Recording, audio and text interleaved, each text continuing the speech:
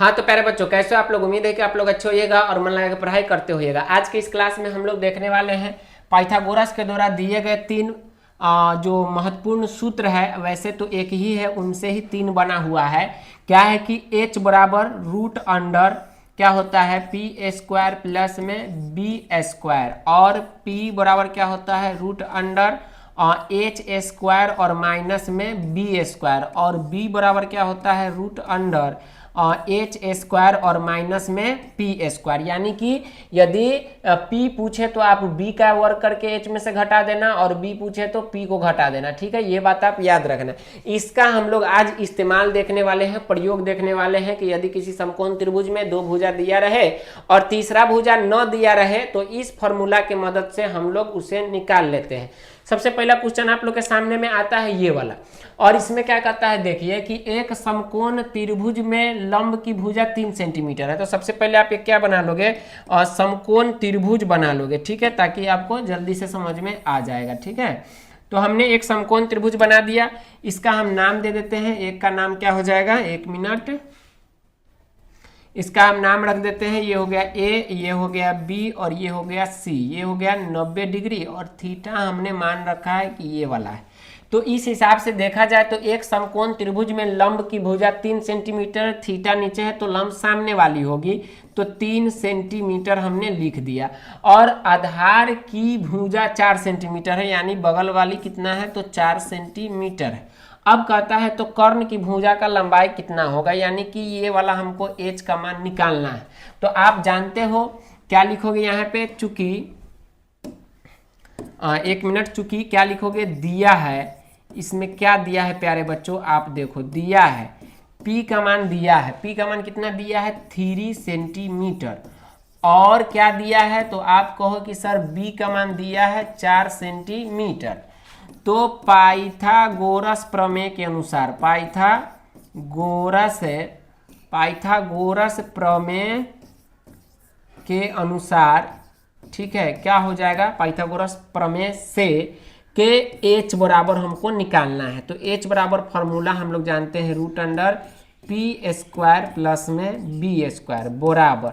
अब देखो आप क्या जानते हो, p का मान कितना दे दिया 3, तो 3 का स्क्वायर आप कर देना, और प्लस में b का मान कितना दे दिया 4, तो 4 का आप स्क्वायर कर देना। ठीक है, बराबर 3 तिहाई कितना होता है 9 होता है, प्लस 4 चौके 16 होता है, बराबर 16 और 9 कितना हो जाता है 25। इसलिए आप जानते हो कि h का मान आ गया 25 का वर्गमूल कितना होता है 5 सेंटीमीटर। ये हमारा आंसर हो जाएगा। तो ये बात आप समझ चुके हो कि यदि p दिया रहे b दिया रहे तो हम h को कैसे निकालेंगे। अब हम लोग समझते हैं दूसरा फॉर्मूला जो है इसका, वो क्या है, कहता है किसी समकोण त्रिभुज में कर्ण 13 सेंटीमीटर है और लंब 12 सेंटीमीटर है, तब उस त्रिभुज का आधार कितना होगा। सबसे पहले आप एक क्या बना लो, समकोण त्रिभुज बना लो। जब भी आप ऐसा सवाल देखना तो सबसे पहले त्रिभुज बनाना, उसका नाम लिखना, जैसे ये ए हो गया, ये बी हो गया, ये सी हो गया, ये 90 डिग्री समकोण है, और थीटा हमने नीचे मान लिया। ठीक है, अब देखो क्या कहता है, किसी समकोण त्रिभुज में कर्ण 13 सेंटीमीटर है, मतलब कर्ण ये वाला हमेशा रहता है 13 सेंटीमीटर, और लंब थीटा यहाँ, तो लंब यहाँ होगा, ये 12 सेंटीमीटर है। तब कहता है उस त्रिभुज का आधार कितना होगा, यानी कि हमें आधार b का मान, यानी थीटा के बगल वाली आधार होता है, आप याद रखना, उसे निकालना है। तो हम लिखेंगे हल। ठीक है, हल में क्या लिखेंगे, वही सेम बात कि दिया है। सबसे पहले क्या दिया गया है वो देखो, दिया क्या गया है, इसमें आपको कर्ण दिया गया है, यानी कि h बराबर दिया गया है कितना है तो 13 सेंटीमीटर है। और देखा जाए क्या दिया गया है, तो आप कहोगे सर इसमें ना p का मान दिया है 12 सेंटीमीटर। अब हमको क्या निकालना है, तब हमें निकाल लेंगे पाइथागोरस, ठीक है, पाइथागोरस प्रमेय से। पाइथागोरस प्रमेय से आप जानते हो इसमें क्या नहीं दिया है, h और p में एक चीज नहीं है b, तो b को निकालने के लिए आप फॉर्मूला जानते हो root under h square minus में p स्क्वायर। ठीक है, जो दिया रहेगा उसी से फॉर्मूला आपको याद हो जाएगा। तो h का मान देखा जाए तो क्या है तो 13 है, तो आप 13 का स्क्वायर कर देना, माइनस में p के जगह पे 12 है तो आप 12 का स्क्वायर कर देना। आप जानते हो कि जब हम 13 का स्क्वायर करते हैं तो 169 माइनस में 12 के कितना होता है 144, माइनस कर दो, आपको कितना आ जाएगा प्यारे बच्चों, आपको सर 25 आ जाएगा। इसलिए आप जान गए कि b का मान भी यहाँ पे क्या आ रहा है, तो 5 सेंटीमीटर, ये भी हमारा क्या हो जाएगा, तो आंसर हो जाएगा इस क्वेश्चन का। इतना बात आप याद रखना, ठीक है। चलिए चलते हैं नेक्स्ट क्वेश्चन की तरफ, जो कि पाइथागोरस प्रमेय पर ही आधारित होने वाला है। अब यहाँ पे देखो क्वेश्चन कहता है, यदि किसी समकोण त्रिभुज में कर्ण 10 है और आधार कितना है, आधार 6 सेंटीमीटर है, तब उस त्रिभुज का लंब कितना होगा। ये क्वेश्चन आप बनाओगे, ठीक है, आपको कितना आता है और फिर कमेंट करना कि सर हमें कितना आया है। चलो अब यहाँ पे देखो, हमने इसका नाम रख दिया ए रख दिया, इसका नाम हमने बी रख दिया सी, ये 90 डिग्री होता है, हमने इसको थीटा मान लिया, ये कर्ण, ये लंब, ये आधार हो गया।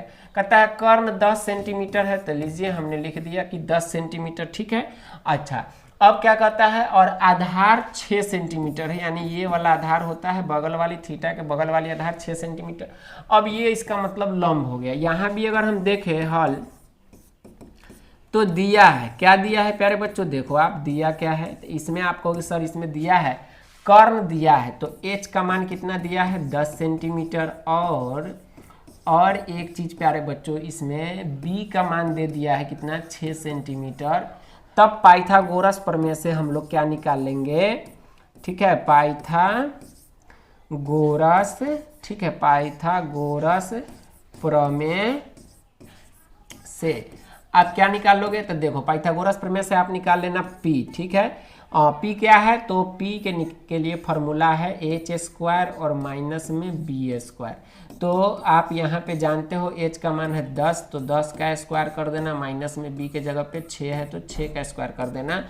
10 ढाई के कितना हो जाएगा, तो 100 और माइनस 1 36, अब माइनस करोगे आ जाएगा 64। अब इसलिए p बराबर हो जाएगा 64 का स्क्वायर आप कर दो, कितना हो जाता है, यानी कि सॉरी वर्गमूल निकालना है ना, 64 का वर्गमूल निकाल दो तो कितना हो जाएगा 8 सेंटीमीटर, इसका आंसर हो जाएगा। यानी कि हमारा जो लंब है वो कितना आ गया, तो 8 सेंटीमीटर। आप याद रखना त्रिकोणमिति बनाना, तो PBH ये तीनों मान आपको पता होना चाहिए, और जब ये तीनों मान पता हो जाए तो आप जो त्रिकोणमिति का सवाल होगा उसे आप अच्छे से बना पाओगे, ठीक है।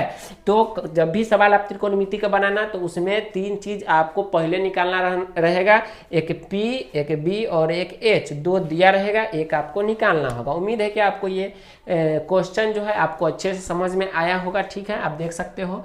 और आपको ये क्लास कैसा लगा आप कमेंट में जरूर बताओगे, और ऐसे ही बहुत सारे वीडियो आपको हम देने वाले हैं, तो चैनल को सब्सक्राइब कर लेना, ठीक है। अगर आप NH coaching centre mobile app नहीं डाउनलोड किए हो, तो आप सबसे पहले जाओ प्ले स्टोर पे और NH कोचिंग सेंटर नाम से ऐप है, उसे आप डाउनलोड करो और वहाँ से क्लास 10 की बेहतर तैयारी करो, ठीक है।